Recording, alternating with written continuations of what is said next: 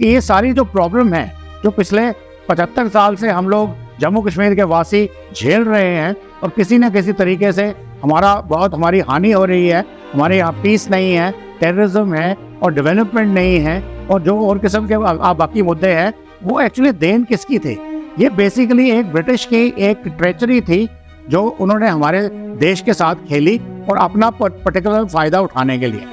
अब इसकी जो हिस्ट्री है, अगर मैं आपको नटशेल में बताऊं तो ये शुरू होती है 1814 में, जब ट्रीटी ऑफ समुगली बिहार में ब्रिटिश ईस्ट इंडिया कंपनी और नेपाल के नरेश के साथ होती है। जब ब्रिटिश ईस्ट इंडिया कंपनी की फौजें ऑलमोस्ट काठमांडू पहुंच चुकी थी तो नेपाल के नरेश जो थे वो मजबूर हो गए ब्रिटिश के साथ एक ट्रीटी साइन करने के लिए। उस ट्रीटी के मुताबिक कुछ इलाके ब्रिटिश इंडिया के पास आए, जैसा कि आज पिथौरागढ़ वगैरह का इलाका है, उत्तराखंड का इलाका है। ये एक्चुअली किसी ज़माने में नेपाल का इलाका था। और इसके नॉर्थ का जो इलाका है ऑलमोस्ट जहाँ काठमांडू स्थित है उसके नॉर्थ ऑफ नेपाल बाउंड्री, वहाँ तो लद्दाख की राजधानी थी तिब्बत के अंदर। तो इस तरह से राजधानी कनेक्शन सीमा थी तिब्बत के अंदर।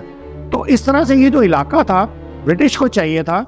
और जो तिब्बत लद्दाख का इलाका आज है जिसके ऊपर ब्रिटिश की मलकियत है, अनफॉर्चुनेटली अभी एक नई किताब आई है और लिखने वाले एक लद्दाखी ब्यूरोक्रेट है जो कि MPDA IDSA के मेंबर भी हैं, सीनियर रिसर्च फेलो हैं। वो कहते हैं कि ये इलाका बैरन था, यहाँ कोई मूवमेंट नहीं थी, कोई यहाँ पे वो नहीं था। और वो कहते हैं कि अंग्रेज़ों ने यहाँ आके एक्सपीडिशन शुरू किए ताकि वो इस इलाके में देखें कि एडवेंचर एक्सपीडिशन करें। तो मैं उनको ये बताना चाहता हूँ कि आपको पता होना चाहिए था कि जो इलाका आपका एक लद्दाख का है वो एक सिल्क रूट था जो कि चाइना, तिब्बत, लद्दाख, गिलगित बाल्टिस्तान और चित्राल, और वहाँ से एक रूट बाइफरकेट करता था सेंट्रल एशियन रिपब्लिक्स की तरफ, रशिया की तरफ, और एक जाता था पर्शिया और उसके आगे आपके ओटोमन एम्पायर में टर्की की तरफ, और बाकी on to the European countries. तो इस तरीके से ये बहुत रिच सिल्क रूट था, या बहुत ट्रेड चलता था और ब्रिटिश इस ट्रेड में इंटरेस्टेड थे।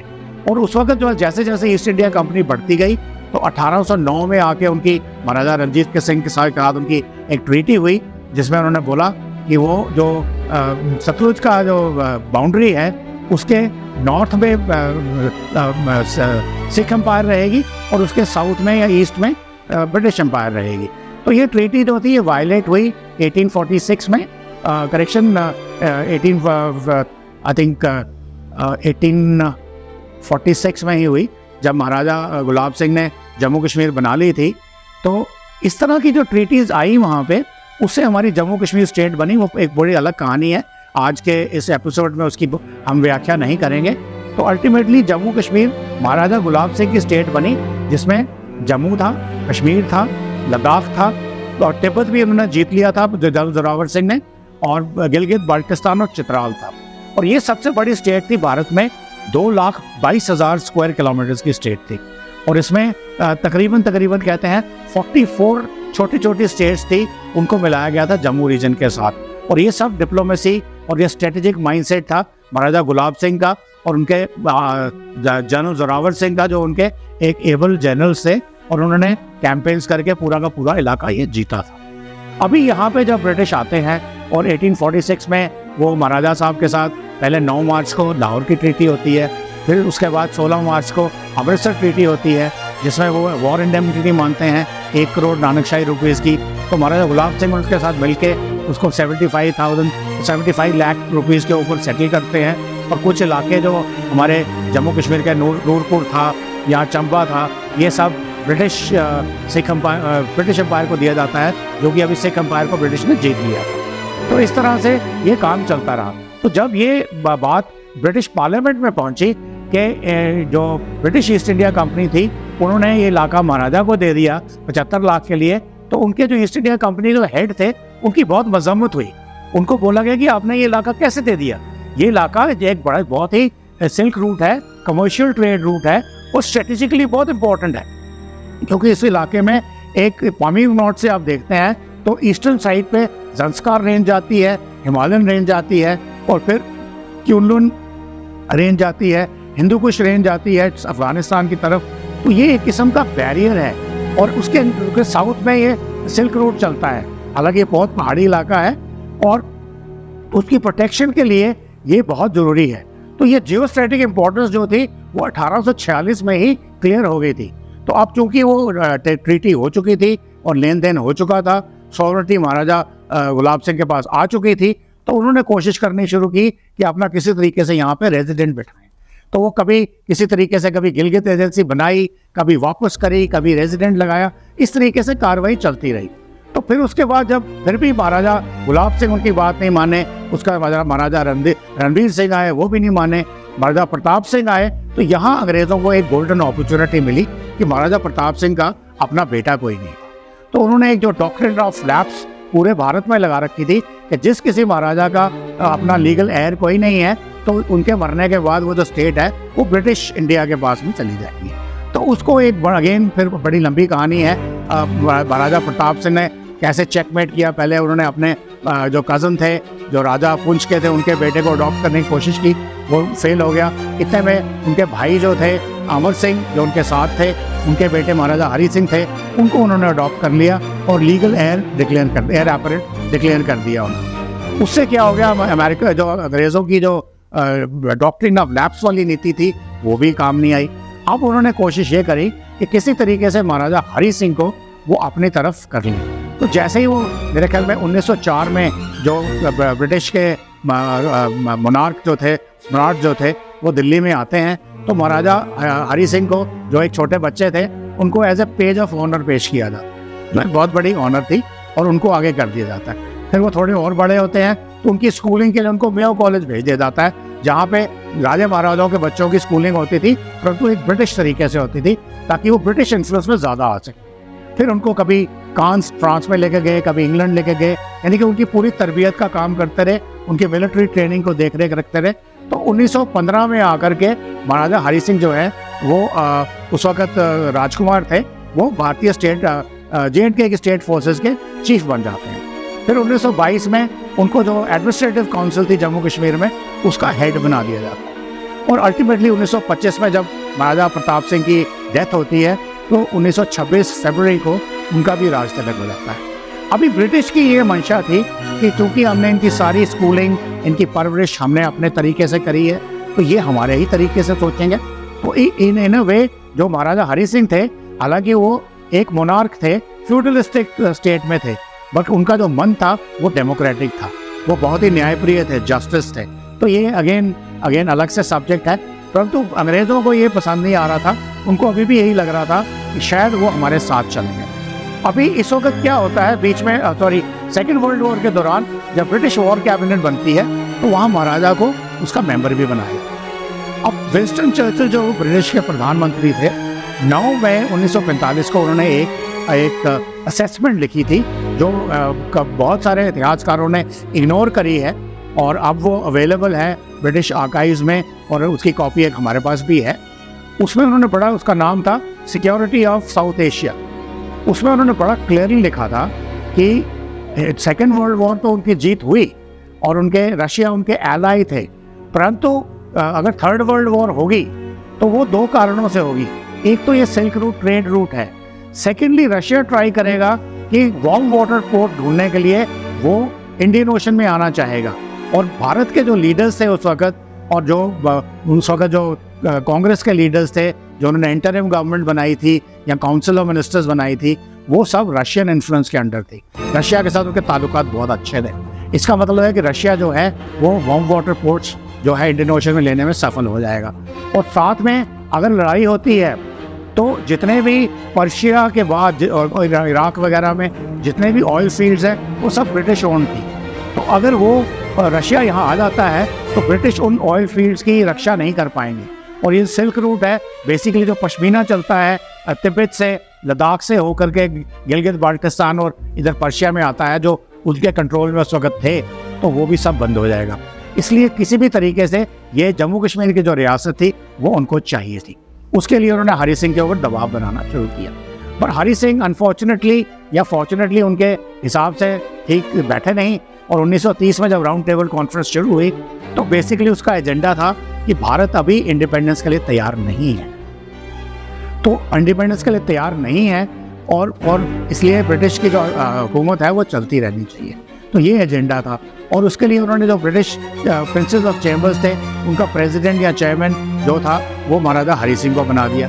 और जब महाराजा हरि सिंह वहाँ गए और वहाँ पे कांग्रेस ने उसका बाइकआउट कर दिया, तो वहाँ पे सिर्फ ब्रिटिश मेंबर्स थे और चैम्बर्स ऑफ प्रिंसेस के मेंबर्स थे। और वहाँ पे महाराजा हरि सिंह ने बड़े जोर शोर से बोला कि हम अपने देश को खुद चला सकते हैं, we are ready for independence. जो अंग्रेजों को राज नहीं आया, वो उनकी जो सारी स्कीम थी, अब उनको अपनी स्कीम फेल होती नजर आ रही थी। अब किसी तरीके से उन्होंने महाराजा हरि सिंह को नीचा दिखाना था, ओवरटली नहीं, कोवर्टली। तो कोवर्टली करने के लिए पहले तो एक ठाकुर जसवंत सिंह जज थे, उन्होंने 1931 में जब राइट्स हुए हैं कश्मीर में, वो सब राइट्स ब्रिटिश के इंजीनियर थे। कहा जाता है कि जो ब्रिटिश एक उनका ऑफिसर था जो वहाँ पोजीशन था, उसका एक खानसामा था अब्दुल कादिर। अब वो अब्दुल कादिर कहाँ से आया था कोई नहीं जानता, और इस घटना के बाद अब्दुल कादिर कहाँ गया कोई नहीं जानता। अब्दुल कादिर ने जो लोकल मासेस थे उनको इन्फ्लेमेटरी स्पीचेस देनी शुरू कर दी, तो उसको सेडिशन के लिए गिरफ्तार कर लिया। और जिस दिन उसका ट्रायल चल रहा था, वहाँ पे बहुत सारी भीड़ इकट्ठी हुई और उसने वहाँ पे इसको मजहबी रंग दे दिया। और मजहबी रंग देने से क्या हुआ कि बहुत सारी राइट्स हो गए, लूटपाट हुई। नेचुरली स्टेट की जो फोर्सेस थी उसको कंट्रोल करना चाहेंगी, तो उसमें काफ़ी लोग मारे गए। परंतु जो उस वक्त जो मुस्लिम दंगाई थे, उन्होंने काफ़ी लूटपाट की। हिंदू का जो मकान थे, शिया मुस्लिम थे, हिंदू से उनकी प्रॉपर्टीज जला डाली, तो काफ़ी गड़बड़ हुई। और साथ में अंग्रेज़ों ने सब ये भी किया कि उन्होंने महाराजा के ऊपर एक असैसिनेशन अटैम्प्ट किया, जिसकी खबर बहुत सारे इतिहासकारों को नहीं है। परंतु ठाकुर जसवंत सिंह जो वहाँ पे जज थे, तो जो कि उनका अनसोशल एलिमेंट्स के साथ काफ़ी कांटेक्ट रहता था, क्योंकि उनके रोज मुकदमे सुनते थे, तो उनको किसी ने आके बता दिया, सर आज महाराजा हरि सिंह के ऊपर असैसिनेशन अटैम्प्ट होने वाला है। तो उन्होंने महाराजा साहब को जाकर बताया कि आज आप अपने कमरे में नहीं सोएंगे, आप अपना कमरा बदलिए। और जो भी मिली भगत थी, असैसिनेशन अटैम्प्ट रात को हुआ, लोग पकड़े गए, महाराजा सेफ हो गए। तो इस तरह से ब्रिटिश की जो चालें थी वो चलती रही। अच्छा, इस बीच में क्या हुआ, अब महाराजा हरि सिंह जो थे वो बहुत ही न्यायप्रिय थे। वो अपनी प्रजा को स्कॉलरशिप देते थे बाहर पढ़ने के लिए। मेरे फादर को भी मिली थी 1952 में, वो जादवपुर से इंजीनियरिंग करके आए थे। तो इसी तरह से शेख अब्दुल्ला साहब को भी MSc जाने के लिए, पढ़ने के लिए उस अलीगढ़ मुस्लिम की जाने की उनको स्कॉलरशिप मिली। अब ये MSc का कोर्स 2 साल का होता है, इन्होंने 6 साल लगा दिए उसको पास करने में। बल्कि कहते हैं कि अलीगढ़ मुस्लिम यूनिवर्सिटी के जो प्रोफेसर थे, उन्होंने बोला भाई आप जाइए, आपने हमारी सीट ब्लॉक करके रखी है। तो उनको औने पौने नंबर दे के पास करके भेज दिया। तो जब वो वापस श्रीनगर में आए तो उनको घमंड था कि मैं मास्टर ऑफ साइंस MSc हूँ, तो मुझे प्रोफेसर बनना चाहिए कॉलेज के अंदर। तो जब उनका इंटरव्यू हुआ तो पता चला कि वो इस काबिल नहीं थे कि उनको कॉलेज का प्रोफेसर बनाया जाए। तो उनको बोला गया हम आपको स्कूल में मास्टर बनाएं। तो ये उनको बुरा लग गया और उन्होंने इसलिए जो एंटी एस्टैब्लिशमेंट काम शुरू कर दिया। और बेसिकली इस वक्त महाराजा जो थे वो एक मोनार्क थे, और उनकी जो एडमिनिस्ट्रेशन थी उसमें जो हेड्स थे वो बेसिकली सारे के सारे कश्मीरी पंडित थे, क्योंकि वो पढ़े लिखे लोग थे। और जो मुस्लिम पॉपुलेशन जनरल थी वो जनरली पेजेंट क्लास थी, और उसमें से उनको महाराजा चाहते थे कि ऊपर आए, न्याय संगत हो। तो उस चक्कर में जो आपके शेख मोहम्मद अब्दुल्ला हैं, जो कि खुद भी कन्वर्ट है, मुस्लिम कन्वर्ट हैं, उसके जो ग्रैंडफादर थे या ग्रेट ग्रैंडफादर थे वो कश्मीरी पंडित ही थे। तो इनको जब स्कॉलरशिप मिली तो इन्होंने एंटी एस्टैब्लिशमेंट काम शुरू कर दिया। तो महाराजा ने फिर भी इनके ऊपर कोई ज़्यादा हरकत नहीं करी, परंतु इन्होंने जो रीडिंग रूम पार्टी बनाई, साथ में वहाँ पे जो और मुस्लिम ऑर्गेनाइजेशन थोड़ी बहुत पनप रही थी, उनके साथ मिलकर के एक महाराजा के अगेंस्ट कैंपेन छेड़ दी। और इनको पूरी की पूरी सपोर्ट थी ब्रिटिश की। तो ब्रिटिश ने इनको खूब पनपाया और बहुत आगे किया। फिर 1946 में इन्होंने क्विट कश्मीर मूवमेंट शुरू करी। ब्रिटिश का भी इस वक्त काम चलता रहा। तो करते करते अल्टीमेटली ये हो गया कि ब्रिटिश को कन्विंस हो गया कि महाराजा जो हैं किसी भी हालत में, इंडिया इंडिपेंडेंस एक्ट पास हो चुका था, महाराजा जो है हरि सिंह वो किसी भी हालत में पाकिस्तान के साथ नहीं जाएंगे। और उसके रीजंस थे। जब हम 35A की बात करते हैं, ये एक्ट जो उस वक्त पास हुआ था, महाराजा हरि सिंह ने पास किया था 1927 में। क्या हो रहा था कि जो ब्रिटिश पंजाब था, ब्रिटिश पंजाब जो था, वेस्टर्न पंजाब, वहाँ से सारे लोग जो थे पढ़े लिखे लोग आके जम्मू कश्मीर में आते थे, और बड़ी बड़ी जो आपकी जो पोस्ट हैं वहाँ ज़मीन खरीदते थे, गवर्नमेंट नौकरियों में आते थे। और वो ब्रिटिश जो जम्मू कश्मीर के मुस्लिम पेजेंट्स थे उनको और एक्सप्लॉइट करते थे। इसलिए महाराजा ने उस पर रोक लगाई, और रोक लगाने की वजह यही थी। और उस वक्त जब 47 में 46 में जब गवर्नर जनरल लॉर्ड माउंटबेटन थे, उनको जब समझ में आ गई कि महाराजा ज्वाइन नहीं करने वाला है, क्योंकि वो श्रीनगर आए तो पहले दिन आते ही महाराजा से बात करते हैं, हरी सिंह जी से, महाराज साहब से। तो महाराज साहब कहते हैं कि आप अभी घूमिए, श्रीनगर में आए हैं, ठंडा इलाका है। वो आए थे तकरीबन मई के महीने में 1947 में, या शायद जून के महीने में। तो आप घूमिए, ठंडा वातावरण एंजॉय कीजिए, हम बाद में बात करेंगे। और परंतु जब मीटिंग का टाइम आया तो महाराजा साहब को पता था इन्होंने मुझे कन्विंस करना है पाकिस्तान ज्वाइन करने के लिए, तो उन्होंने मिलने से इनकार कर दिया, बोला मेरा पेट खराब हो गया। तो इससे माउंटबेटन को समझ में आ गया कि किसी भी हालत में ये नहीं मिलने वाला। तो लॉर्ड इसमें जो थे वो इस वक्त प्राइम मिनिस्टर एटली ने ब्रिटेन से भेजे लॉर्ड माउंटबेटन के साथ एक प्लान बना के, उनको बोला किसी भी तरीके से महाराजा को मनाओ, क्योंकि जम्मू कश्मीर स्टेट हमको चाहिए। और हमने जो पाकिस्तान का की जो गोली दे रखी है मोहम्मद अली जिन्ना को, और ये जम्मू कश्मीर पाकिस्तान के साथ होनी चाहिए, ताकि हमें ये सारा geo strategic area commercial point of view और सिक्योरिटी पॉइंट ऑफ व्यू से हमारे पास आए।